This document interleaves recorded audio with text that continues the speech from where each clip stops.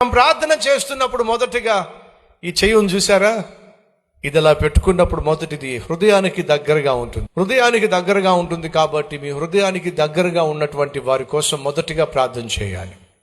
2, సాధారణంగా ఈ వేలు దేనికి సూచన అంటే బోధించేటటువంటి బోధకులకు, పాఠాలు నేర్పించేటటువంటి మాస్టర్స్కి, టీచర్స్కి సాదృశ్యం కాబట్టి వాళ్ళ గురించి ప్రార్థన చేయండి. సో ఈ మిడిల్ ఫింగర్ దేనికోసం సాదృశ్యమయ్యా అంటే అధికారానికి సాదృశ్యం, అథారిటీకి సాదృశ్యం, పరిపాలించే వారికి సాదృశ్యం, నీ పైన ఉన్న వారికి సాదృశ్యం, వారి గురించి ప్రార్థన చేయడానికి. ఫింగర్ దేనికి సాదృశ్యమయ్యా అంటే ఏమీ చేయలేని బలహీనతలో ఉన్నటువంటి వారి కోసం, ఏమీ చేసుకోలేని బలహీనంగా ఉన్నటువంటి వారి కోసం, ఆర్థికంగా బలహీనంగా ఉన్న వారి కోసం, ఆరోగ్యపరంగా బలహీనంగా ఉన్న వారి కోసం, మానసికంగా బలహీనంగా ఉన్న వారి కోసం ఇది నీకు సాదృశ్యం.